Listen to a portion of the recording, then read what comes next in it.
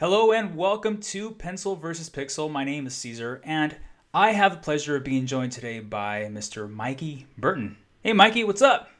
Thanks for having me, man. This is great. Mikey is an illustrator and designer living in Chicago at the moment. Originally from Ohio, he describes his design his design style as Midwesterny. Yes.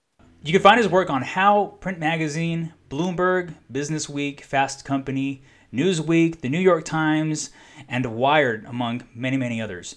Mikey, before we continue, I'm going to ask you, pencil or pixel?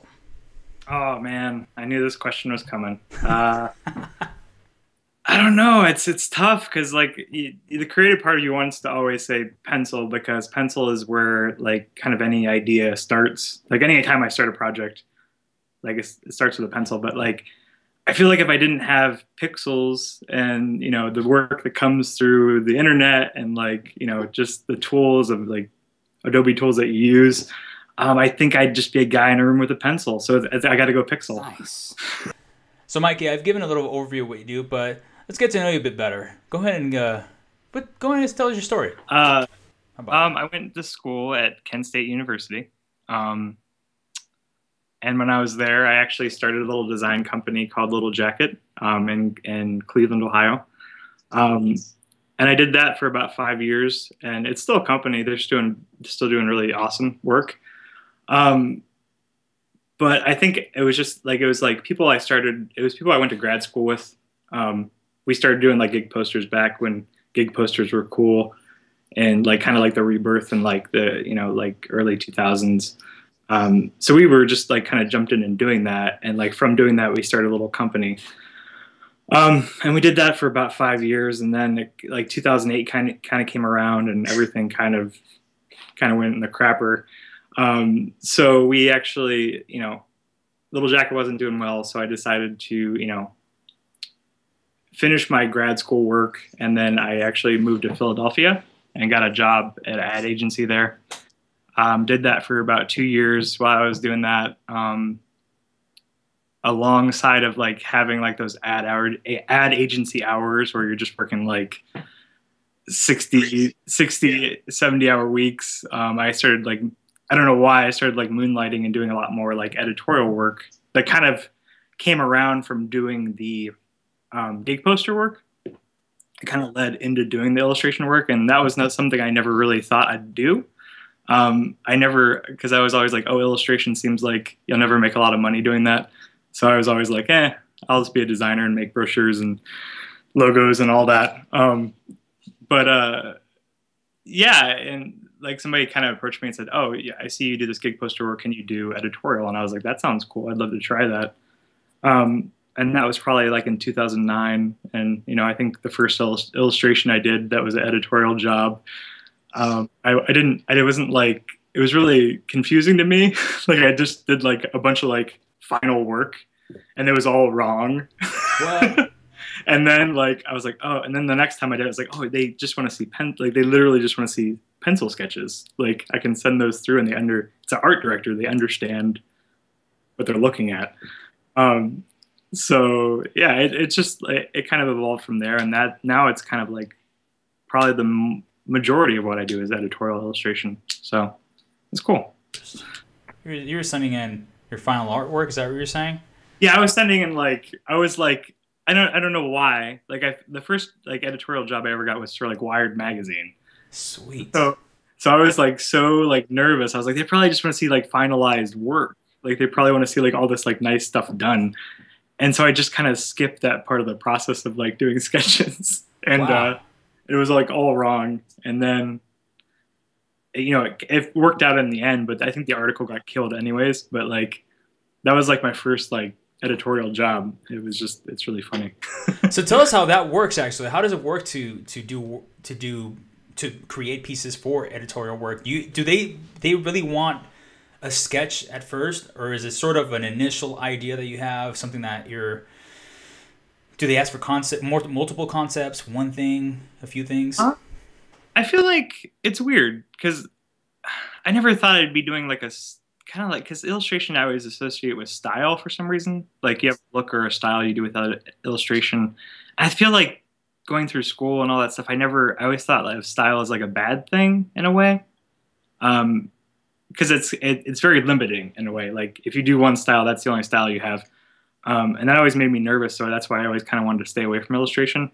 But I feel like when an art director approaches you for a job, that you have a certain approach to how I view it as like an approach of how you approach a problem, you know, and like you have a way of solving that problem, and a lot of it like kind of like looks in a certain style. But I still like to have like that nugget of an idea when I like kind of do like editorial work like that. So like the process for that kind of stuff, I don't know, like it's usually like a lot of like just somebody emails you and like, hey, No way. I got a job, like, you know, here's the article, size, like, you know, do your thing. And it can vary from like, sometimes it is like type-based, sometimes it's like an icon, like a series of icons. Like this week I did a series of icons for like Time magazine. Or like it can be just like a spot. For some reason I don't get a lot of covers. Not yet. Like, Yes. I do. Not yet. But yeah, it's fun. And you kind of like, the process of that is basically you, you know, you do your sketching, your thinking and concepting. You probably present like, you know, anywhere from 3 to 7 ideas. They pick one and then you kind of execute that idea. Dude, that's awesome. How long does it usually take to complete or finalize a job for an editorial piece? It varies. I think it's like anywhere. I mean, like some things you do for the New York Times, like you do it in a day. Like you get sketches. You have to do sketches, or you get the article at like noon. You have to have sketches by 2, and you have to have the final by 5. Like that's like the kind of crazy process with some of those. But like usually they're like, it's more like a week. Like you have a week, you know. But like for me, I think like sketching takes like, if it's just like a spot or half-page illustration, it probably takes like a couple hours in the morning to like come up with the ideas, and then it probably takes like anywhere from a day to a half a day to a day to kind of complete it. Let me ask you this, Mikey. Did you always want to be a designer? I always wanted to do something creative, but I just wanted to make money at it. I didn't want to be an artist. I feel like I always liked to draw ever since I was a little kid. But I didn't want to be a starving artist. And I don't think of my art as that important. And I'm okay with making money at it. So I was like, oh, I'll go into graphic design. That sounds great. Did you say you don't think your art is that important? Come on, man. No, it is important. It's not. I don't take what I do that seriously. I'm really lucky to get to do what I do. You know, like I feel really lucky, like to get to do like really cool illustrations for magazines. Like somebody's saying, "Hey, here's a article, read it, and draw a picture about it." Like, like that's amazing, and it's like a real gift to get to do that every day, and I really enjoy it. So I don't take it too seriously. I realize it could go away at some point. So right now I just like really enjoy it. That's awesome. You say you started Little Jacket, right? Mm-hmm. While in school. Did you really enjoy doing that? Did you enjoy running that? Do you consider it a studio or an agency or? It was kind of like a boutique studio. I did enjoy it, and we did it. I did it with those guys, my friends Joe and Ken. We did that for about 5 years, and they're still around. They're celebrating their like 10th year anniversary this year, which is crazy. And I really did enjoy it. And like for the first couple of years, we didn't make any money, but I still did it because I just liked my friends. I liked who I worked with, and I really enjoyed it. But yeah, it is. I do like having that kind of ownership over a project. I guess that's why I like freelancing now. It's just like being in control of like the project I take on, and I get different things I get to do. So does that answer that question? Yeah, definitely. Did you work a lot on these projects, but then at the same time you had to sort of take care of the, um, the paperwork and all that stuff? Was that ever a thing that you It were was funny because involved with? like the guys I started the company with, like one of them was the same age as me, and the other guy was about Ken was about I think 7 years older than us. So we were just like, we want to make stuff, and we kind of like made him like it was really kind of a shitty thing to do because we kind of like just said, hey, you figure out all the business stuff. We're gonna have fun. You were giving it all to Ken, you said? Yeah. That's who's taking care of everything?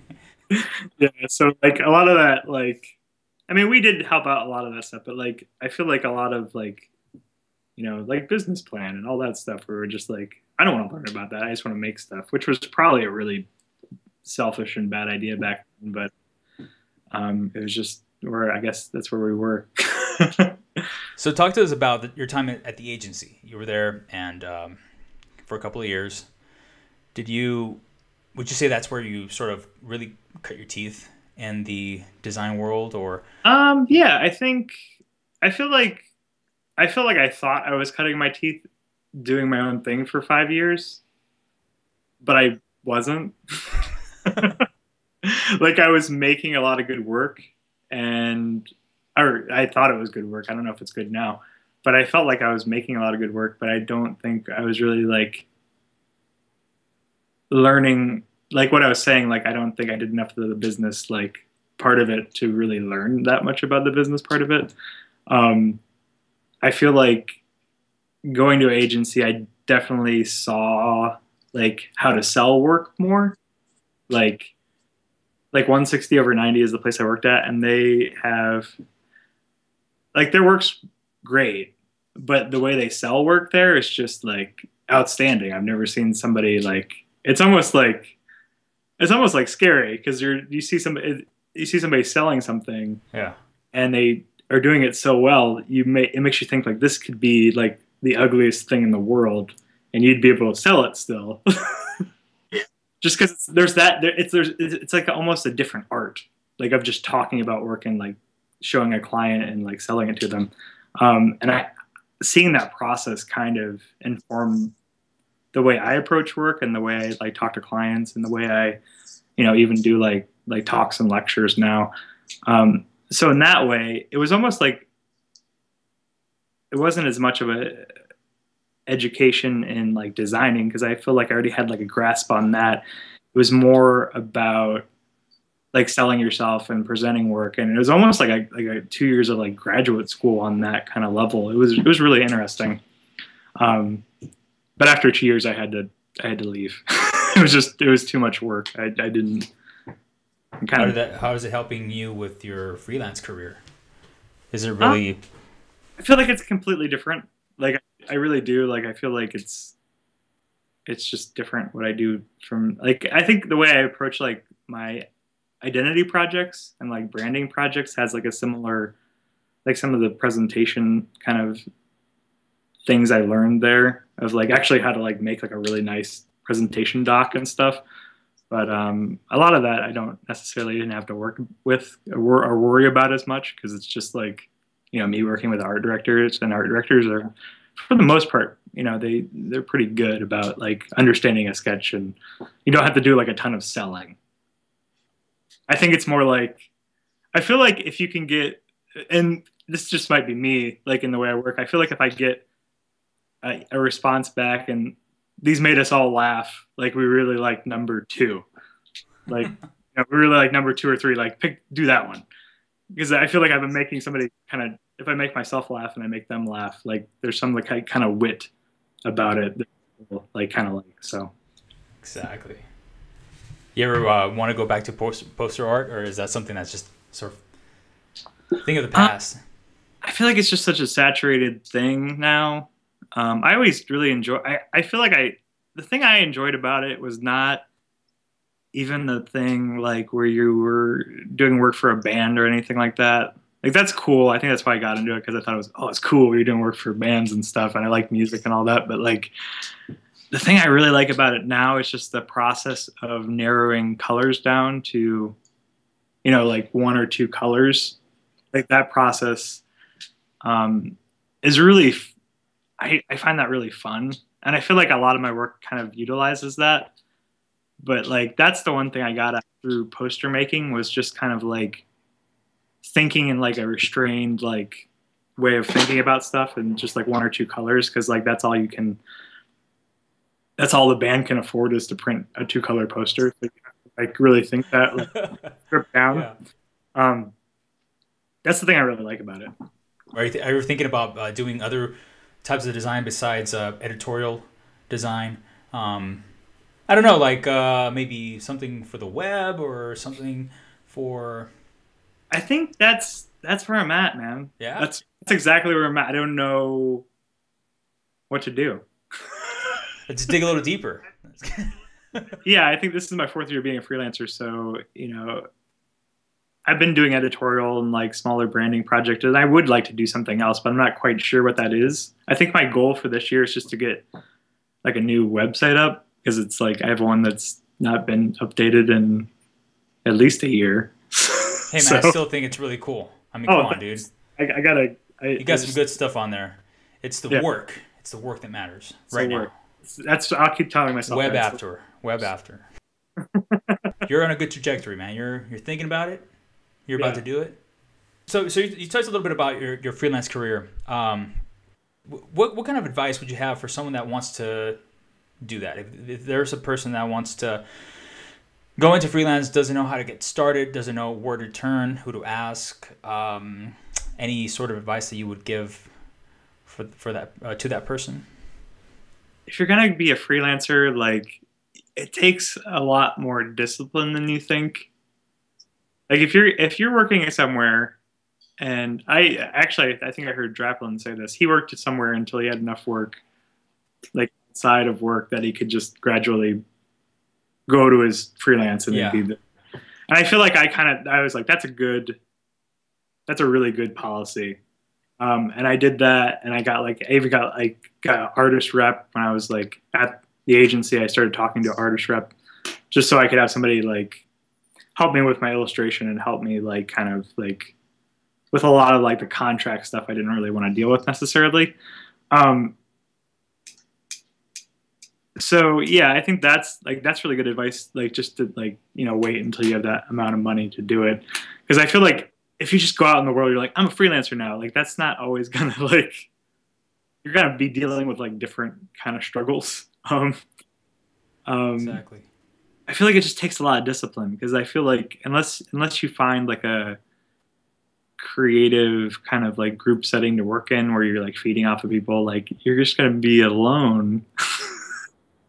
And like that takes, it's like you almost like just need to like, you have to stay really positive all the time. You have to like really like be disciplined about I know like people are always like, I'm not gonna wear pants because I'm at home freelancing.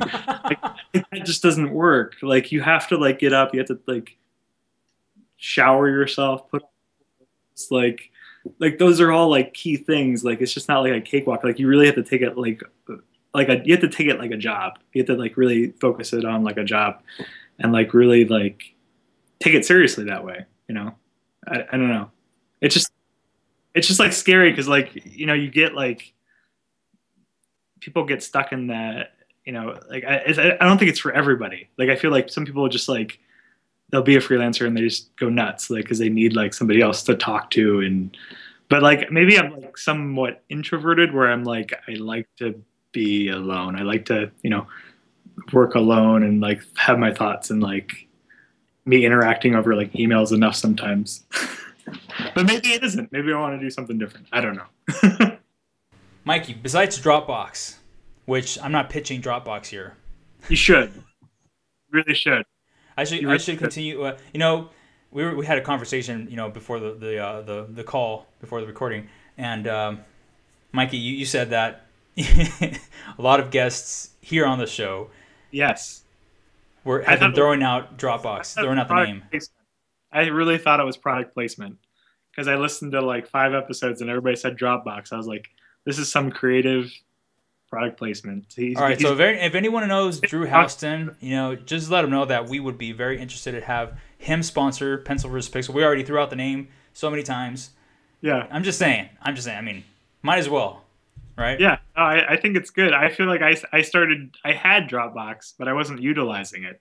And then I heard everybody say, this is where I back up my files. And I was like, well, shit, man, I got to start using this thing and like really using it. And I like that day, I just put everything up there. So dragged everything over. How's it been working for you? Pretty good? Great. It works great. Yeah. You can check it on your phone. You can check it on your iPad, computer, whatever. It's there. Right. You can always find them. So yeah, Dropbox, everyone. Remember, I'm not throwing. I mean, it's true. It works. It works really well, especially for designers, for anyone. Any other sort of, I don't know. Do you recommend any other products or services like for a designer, a freelancer? I mean, that was the big one this year. It's just using Dropbox. That's more. The one. I don't know. I don't use like a lot of like Adobe products, and you know, those are always like work okay. Creative Cloud, yeah, when they're updated. I don't have Creative Cloud yet. Oh, you don't? Oh, wait, that's cool. I have CS6. It's all good, man. That's what I use. There you go, man. It's still good. Can you tell us about a time when you had a challenge? You know, it could be in your work. It could be something that happened in your career. What was it, and how did you take care of that? What did you do about it? It was like an illustration job, and it was like one of these things where you work with somebody and you're just like working so quickly and just kind of like piecing things together. And I feel like I took like some things I made from a previous job. Oh man. And I used them, and then that person found that out. And I had to like they were really cool about it, but I had to like remake all the work, and then I had to like actually make double the work. And I think it's just like, I think it's one of those, like, I don't think it was like, they were just icons. And sometimes I don't look at that as like as much of like a thing, because I'm always like looking for like an idea in the work. Like what's the idea? And like sometimes I'll just like, if you've made something, sometimes you'll change it a little bit and you'll just use something else. And I don't necessarily like to do that, but sometimes if you're just working really quickly, and I did that, and I feel really bad about it. And they actually found it out, and I think and it made me feel so dumb, and like my career was over in a way. But all I could do was just accept it and move forward and like correct all the work. And I gave them like double the work. Then I did that work, and then I did another swipe of work to replace the work. So I don't know. It was just like, it was one of those things where I was like, oh, this was bad, but luckily they were really like cool about it. And I don't know. What did you learn from that? Just to like, don't do that for one. And just like, even if you're working quickly, like trying to fulfill like client expectations, and just like a job. It was like basically a job where you had no time, so I had to just get it done. And I took a shortcut. And like, I don't like, you got to be really careful when you do things like that. You can't like, even if like, it's almost like I need to man up and say to the client, like, I can't do this in this amount of time. It's not their responsibility for me to make excuses and just be like, oh, like, it's fine. Like, I can get it done and then just do that. But like, I need to say, like, I cannot physically get this done in this amount of time. Like, you're gonna have to give me some more time to do this. So I don't know. Dude, thank you for sharing that. Is there a book you recommend for any designer, any freelance? I'm not just gonna specify freelancers, but any designer that any designer should read. Do you have a book you recommend? Okay, hold on a second. It's not a reading book. But this is like one of like the best, like iconic logo books. Oh, yeah, man. I always used to look at. That's a sweet ass book. Trademark symbols. Yeah. Nice. It's a really good reference. I always like look at it for like visual ideas and stuff. And this one's really good too for like handbook of pictorial symbols. Sweet. Both these are pretty cheap, I think. I'll definitely have that. Books on creativity, I don't know. I just read that book about whiskey making the other day. On Really? the, How's which was that? interesting about process and stuff. Yeah. What was that book? Distilling? Oh yeah, this book. I just read this on the plane the other day. This was really good. Um, Nice. how to Moonshining. Guide to Urban Moonshining. Sweet. This is a good book. I mean, what have you learned there? I mean, are you gonna start making some I think moonshine? I'm gonna make a still. Nice. Oh, I'm not. Dude, that's awesome though, man. I'll definitely have that in the show notes. So everyone, you'll be able to find links to those books and everything that we've talked about, especially Dropbox, which apparently is going to be our sponsor at some point. You'll find it on pencilversuspixel.com/Mikey Burton. pencilvspixel.com/Mikey Burton. Mikey, before we wrap it up today, do you have any last piece of advice for designers, illustrators, creatives out there? If you do, what would it be? Yeah. I think it's something I think about all the time, and people are always like, do a lot of work, like, and I know I say that, do a lot of work, like, or like, love what you do, or all this kind of dumb stuff. And I think it's something we all say because it's all like we don't really think about it much more than that. Those things are true, but like, I feel like the thing that is most important for people starting out and people even that have been doing it for like 4 or 5 or 6 years is just be patient. Like, have patience, man. Like, we're like such an impatient people. We have these little computers in our pockets. We want everything immediately. And like a lot of jobs do have a lot more immediacy to them. Like a lot of startup jobs have a lot of that in it, but like it takes time. And I've been doing this. I started in school in like 2000, ended school in like 2004.